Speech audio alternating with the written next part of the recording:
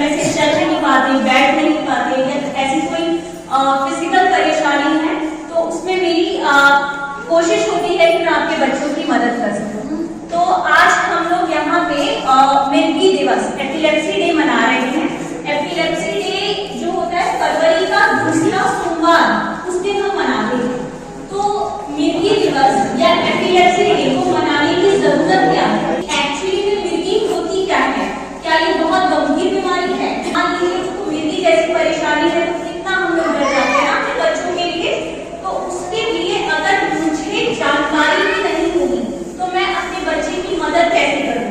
ठीक है, तो मुझे मेरे आसपास के लोगों को पता होना चाहिए कम से कम, चाहे मेरे घर में ये बीमारी है या नहीं है।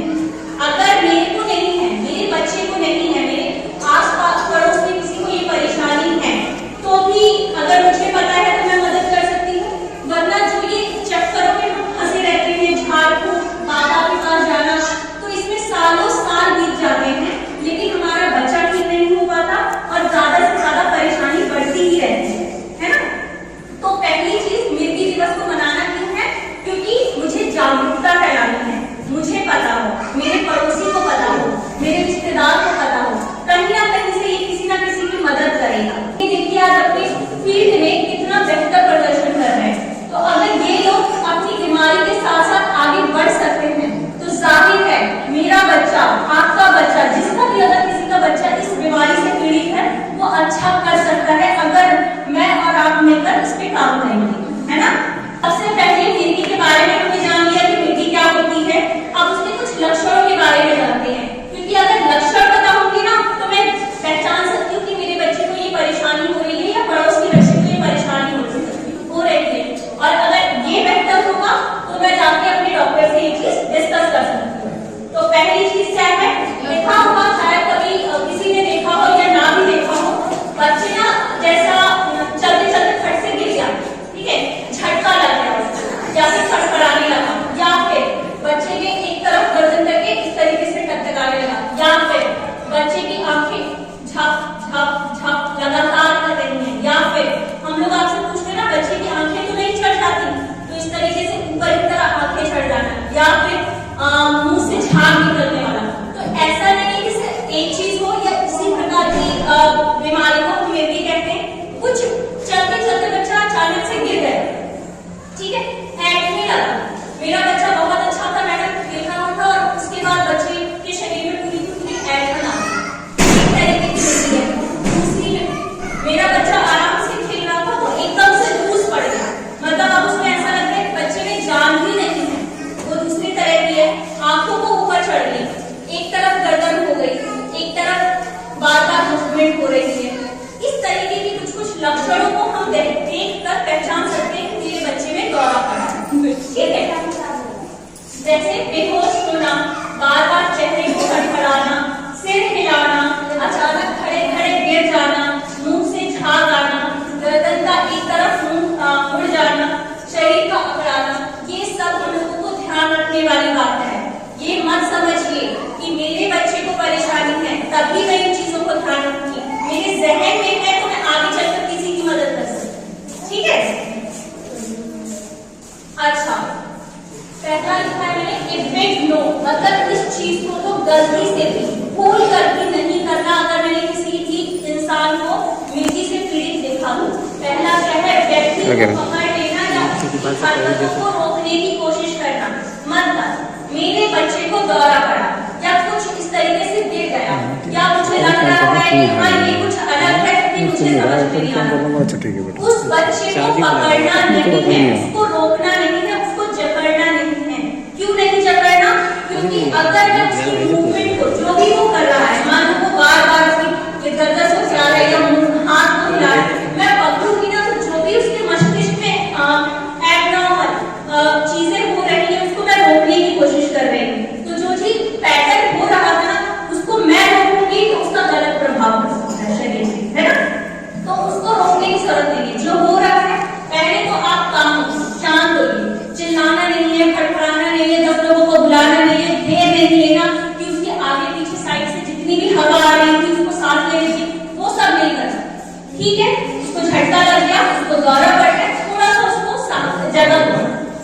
मीडियम खोल दो, वेंटिलेशन रखो, उसके आसपास ना एकदम झुककर आगे पीछे नहीं उसको घेर लेना, तो उसको सांस लेने में ही परेशानी हो जाए। ठीक है, पहली चीज मुझे ये ध्यान रखना है। दूसरी चीज, अक्सर लोग क्या करते हैं, ये खिलाओ, ये पिलाओ, ये मुंह में डालो, ये चीज करो, नहीं करना, बिल्कुल नहीं करना। उसके मुंह से झाग आ रहा है, ठीक है, साइड हो जाओ, कुछ मत करो। अगर आप ऊपर से उसमें कुछ भी डालेंगे या करेंगे, आप उस बच्चे को नुकसान पहुंचाओगे। ठीक है, नहीं करना है। ना मुंह में चम्मच डालो, ना मुंह में कोई दवाई। लोग सोचते हैं ना कि अब दौरा पड़ा है तो फट से उसको दवाई पिलाना शुरू करते हैं। क्या होगा उससे? दौरा तो पड़ ही रहा है, आप दवाई पिलाओगे तो क्या बच्चे का उसके उसी वक्त दौरा ठीक हो जाएगा? नहीं होगा। इससे ये होगा कि बच्चे को जो आपने दवाई दी वो शायद जहां जाना चाहिए वहां नहीं जाएगा, किसी और मेले में चला जाएगा, बच्चे को सांस लेने में दिक्कत हो जाएगी। हो सकता है उसको जो चीज बेहतर हो सकती थी वो 2 मिनट 10 मिनट के बाद दौरा तो खत्म हो जाना चाहिए था, आपने कुछ और कॉम्प्लिकेशन उसमें क्रिएट कर दी, उसकी सांस की नली में परेशानी हो गई। तो हम दौरे से परेशान थे, अब हम दूसरी चीज के लिए इमरजेंसी भाग गए, तो वो चीज नहीं करते। तो मुंह में कुछ भी डालने की जरूरत नहीं है। ठीक है, लोग उनको लोहा चिपकाने की कोशिश करते हैं, चाबी देते हैं, चाबी देते हैं, इसको छूने से ना झटका लग जाएगा, कुछ नहीं रुकेगा। ठीक है, तो उसको आप ऐसे ही छोड़ दीजिए। तीसरा है, जब तक बच्चा पूरी तरीके से सचेत ना हो जाए उसे खाने पीने की कोई चीज नहीं देनी है, यहाँ तक कि दवाई भी नहीं। ठीक है, अगला, मृत्यु किन कारणों से हो सकता है? हम लोग अक्सर किसी बच्चे को अंदरूनी चोट लगी हो, हमारे बच्चे अक्सर खेलते रहते हैं ना, 1 साल तक के बच्चे तो अपना सब कुछ सीखते हैं, बैठना, चलना, घोड़ा बनना, कितना ताकत से सर मारते हैं दीवार में, टकरा गए टेबल से, तो ये अंदरूनी चोट कहलाती है। अगर किसी बच्चे को कोई गंभीर चोट लगी है तो ऐसा हो सकता है कि आगे चल के इसमें कोई परेशानी आ जाए। ठीक है, तो दिमाग में चोट लगना एक कारण बन सकता है, पहली चीज। दूसरी, गंभीर बीमारी, किसी को आगे, मेरा बच्चा बहुत अच्छा था, मेरा बच्चा 6 महीने में बैठा भी है मैडम, मेरा बच्चा 1 साल में चला भी है मैडम, 1.5 साल तक बहुत अच्छा था, उसके बाद उसको झटका लग गया, ऐसा सुनने में आता है। मेरे काफी पेशेंट्स होते हैं, काफी मरीजों ने ऐसी कंप्लेन की है। तो ये क्यों हुआ? तो जब हम लोग उससे बातचीत करते हैं तो हमें पता चलता है कि क्या तुम्हारे बच्चे को बहुत तेज बुखार आया था, इतना तेज बुखार कि वो दिमाग में चढ़ जाए। बुखार होना जरूरी है, तो बुखार के अलावा कोई गंभीर परेशानी हो जाए, कोई इन्फेक्शन हो जाए बच्चे को, तो भी हम कहते हैं कि बच्चे को आगे परेशानी हो सकती है। वही आघात, मस्तिष्क में ऑक्सीजन की कमी कब होती है? हम पूछते हैं ना आपसे अक्सर कि आपका बच्चा जन्म के वक्त रोया था कि नहीं रोया था, तो हमारे पूछने का मकसद ही यही होता है कि मैं ये जानना चाहती हूँ कि मेरे बच्चे को जो कि पैदाइश के वक्त रोया था कि नहीं रोया, उसके दिमाग में ऑक्सीजन प्रॉपर पहुंचा है कि नहीं पहुंचा। जब बच्चे पैदा होते हैं ना तो फट से रोते हैं, फट मतलब कि पैदा हुआ रोया। आप लोग कहते हो 1 मिनट के बाद रोया, तो मैडम बस 1 मिनट बहुत लंबा समय होता है, 1 मिनट तक मेरे बच्चे को ऑक्सीजन नहीं मिला इसलिए वो नहीं रोया।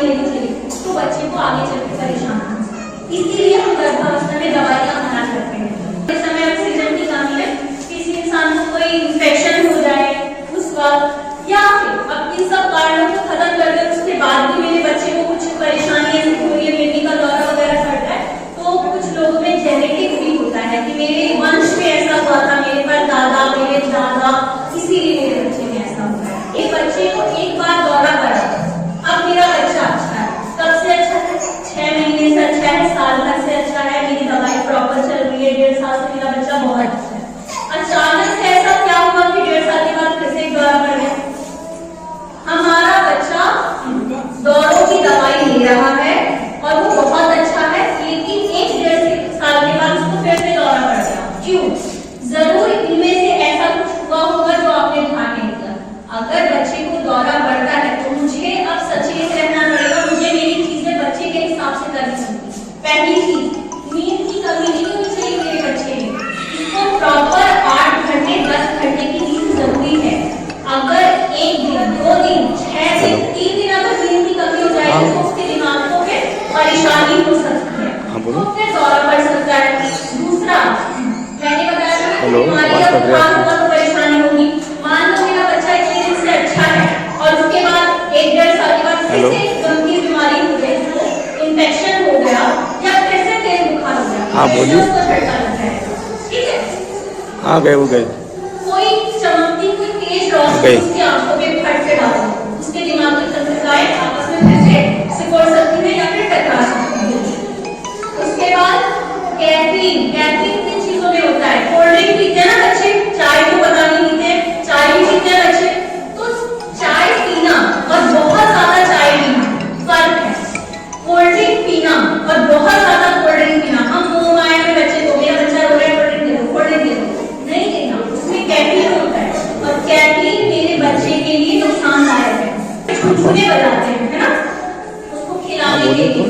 तो हमारे जो आजकल के छुनछुने आते हैं ना बहुत तेज बजने वाले आते हैं। हाँ भैया मैं तेरी बात कर रहा हूँ, बच्चे को दौरे की परेशानी है, मुझे वो छुनछुना अवॉइड करना चाहिए, नहीं बजाना चाहिए, क्योंकि तेज बजने वाला छुनछुना बच्चे के दिमाग को चोट पहुंचा सकता है। मैं आज प्रोग्राम में आपसे क्या कि प्रमोशन प्रोग्राम में हूँ,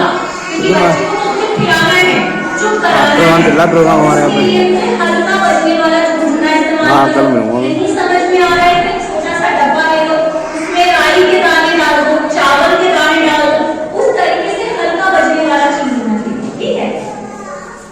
सिर पर चोट लगना, ये सब मेरे बच्चे को दौरा पड़ना, अब मैं क्या करूं, किसके पास खाऊं?